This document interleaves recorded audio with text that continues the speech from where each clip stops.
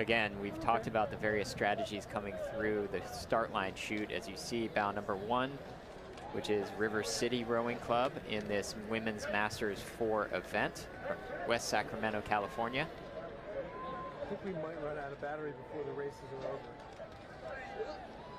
Yeah, nice shot, and you can see clearly they have the preferred line because the folks sort of queuing up behind them want that at some point, which is what we're seeing now, the crew just to the left of them. At some point you'll need to decide you know, which path you want to take. If you are the faster crew, you have the right of way.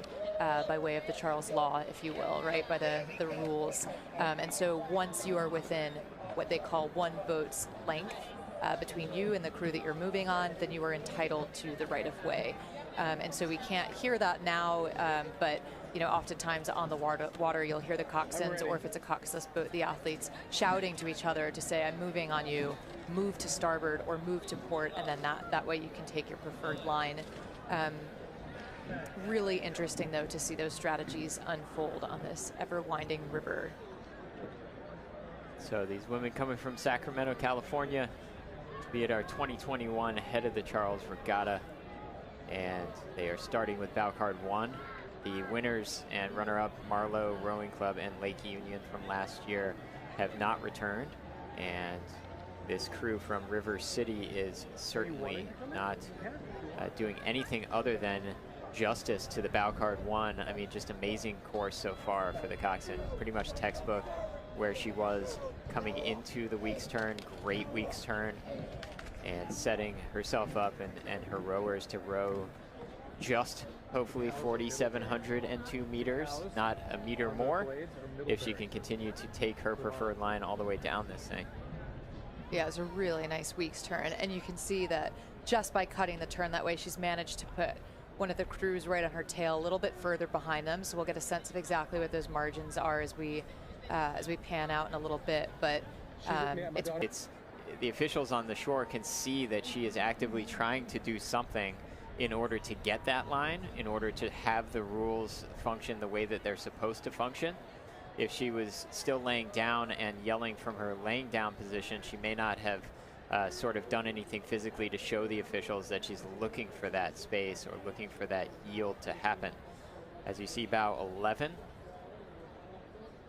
coming through Weeks, River City from Sacramento. Moment. Yeah, it's San Diego and Sammamish there. As you see, bow card 1 coming through, that's River City. They have finished the big turn, and they're going to come through Elliott with, I think, still nobody in front of them. Looking up at the timing from the Weld Boathouse, they were ahead by a second.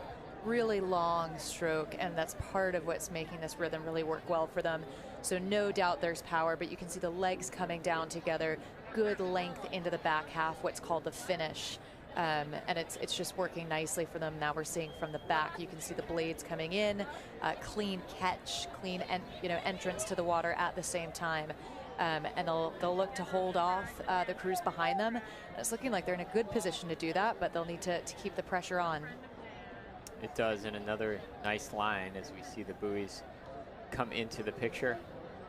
Nice tight line on those green buoys as they make that final just slight turn, and then they will start, the coxswain will see that finish line. Yeah, job well done to her as she gets her hull just on the other side of that green buoy to cut the starboard turn as close as possible.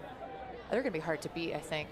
Yeah, there used to be a buoy right there, Colleen, back the many years ago that I coxed this regatta. There was a buoy, there was one more buoy, I think. So they've been overtaken by Radcliffe and Carolina.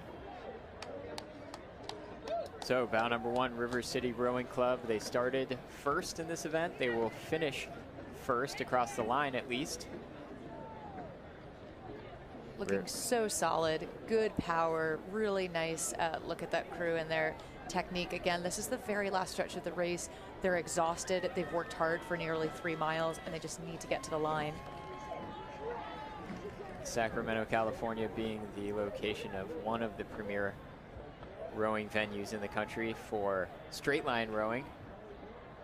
Ooh, and look at this.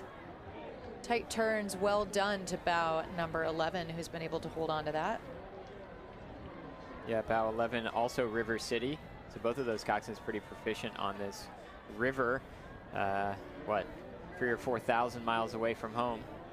And they're staying ahead of the boat from San Diego. And then I think Sammamish continues to be just behind San Diego.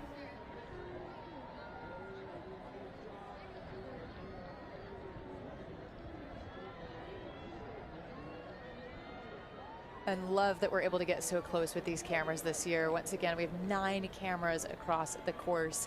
We're able to... Pretty exciting.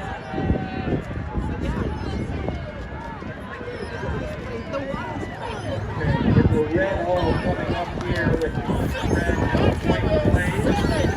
And the River City Boys Club.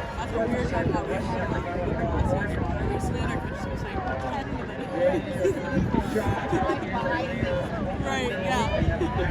Number 8, second red hole. Let's go, River City!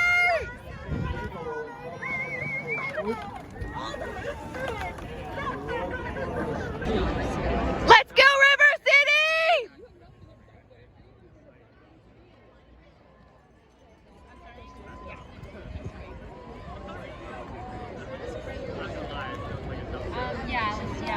I think I'm gonna start. I don't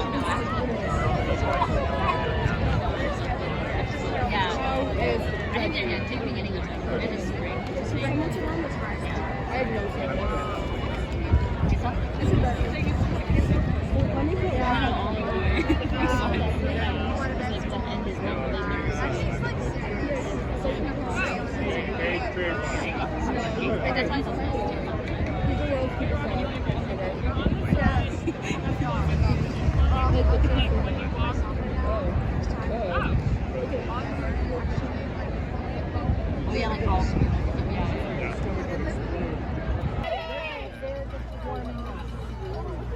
Let's go, River City!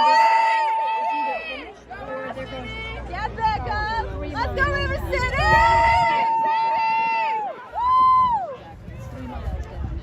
Yeah, River City! Yeah! Go, River City!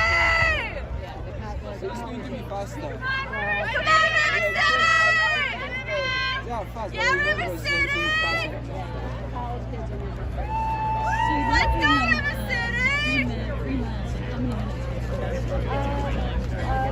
Yeah, River City! Yeah!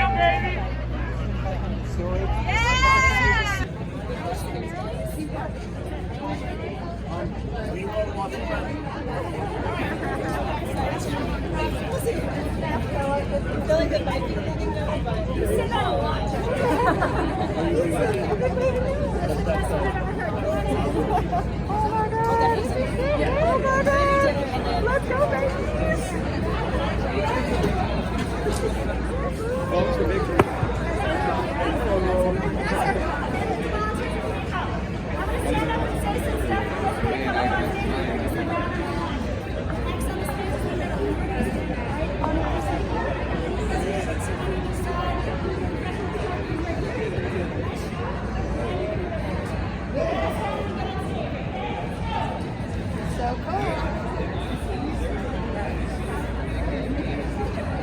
Announcing winners at event number 32, the winner is Master Foils. With a good time of 19 minutes, 41.69 seconds. Round number 1, River City Rowing Club.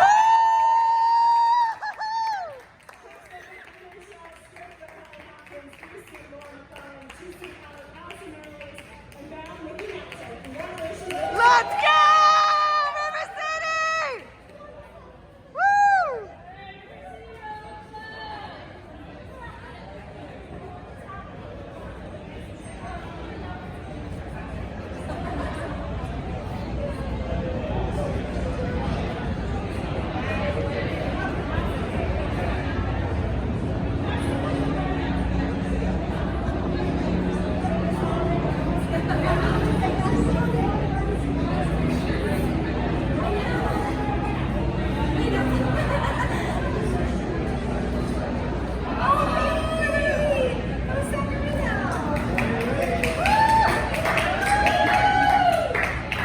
go.